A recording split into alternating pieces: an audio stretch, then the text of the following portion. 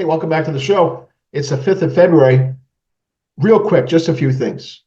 Certainly, President Trump and his team is aware of the story of the boy who cried wolf, yes? Mr. President, your negotiating strategy is being exposed here. You threaten and then you fall back. You threaten and you fall back. You threaten and you fall back. You going to follow through? Remember you imposed tariffs on Mexico and Canada at the start of your term? Was it the 22nd, 23rd of January?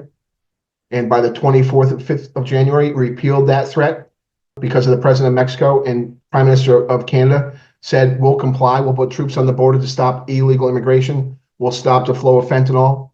Okay, no tariffs. Apparently they didn't do that, even though you said they were going to do that. You had an agreement, right? That's why you pulled the tariffs back. Apparently they didn't, because you posed the tariffs again yesterday. And then today, you're off the tariffs again for U.S. automakers. What's it going to be? Tariffs or no tariffs? World leaders are going to catch on to this strategy, Mr. Trump. Do we have a trade problem or not? Do we have an illegal immigration problem or not? Do we have a fentanyl problem or not? Do you want to reverse the trade deficit or not? Do you want to restore American manufacturing or not? What's it going to be? You caved pretty quickly. Now we're April 2nd is the next date. Real quickly, the elected officials in Washington, D.C. on the Democrat Party kind of embarrassed themselves last night in the House chamber. Certainly A.J. Green from Florida, 77 years old. Can we stop with these people over 70?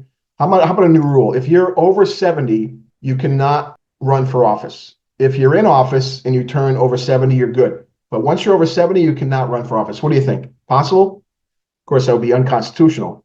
But enough with these old folks. Goodness gracious. Anyway, A.J. Green made a bit of a jerk of himself. The paddles that members of Congress were holding up from the Senate and the House on the Democrat side, must steals, Medicaid, it's false. The Dems are in resistance mode. How about this? What a suggestion. How about this? How about trying to work with the president rather than battling the president?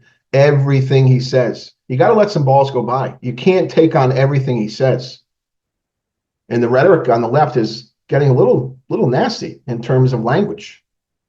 And I know, listen, Republicans are not perfect, but just a little point out last night about our fellow Democrats. Maybe stop with the silly signs and whatnot. What else? Some of the things in his speech speech was pretty good. I thought it was pretty good. He delivered it well, had some funny moments.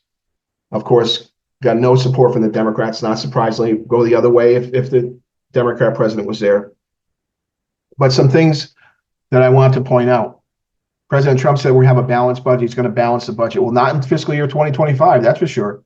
Remember, fiscal year 2025 started in October of 2024. We still don't have a proper budget in place. We're working on a continuing resolution, and we're coming up against a deadline here with the budget ceiling and still not having a complete spending bill.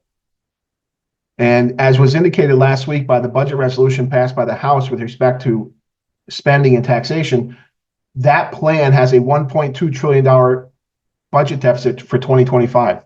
How are you going to balance the budget? If you want to balance the budget, Mr. President, you have to cut $1.5 trillion worth of spending now. And that would include non-discretionary spending, Medicare, Medicaid, Social Security. Otherwise, you're misrepresenting the truth here. So balanced budget means cutting spending or raising revenue or some combination of both. And there's no evidence that's the case in Congress. You can say it all you want, but it doesn't seem to be true. And then on the president's tax plans, we're going to have to come off the no tax on tips, no tax on overtime. And now we proposed last night, no tax on interest for loans on American-made cars. We have to put some rails around this if they're not going to eliminate these completely. This idea about no tax on overtime, oh my God, think about the abuse that's going to happen. Think about the abuse that's already happening by public employees, led by firemen and police officers. The abuse in major cities for overtime is off the charts. They get time and a half, now no tax.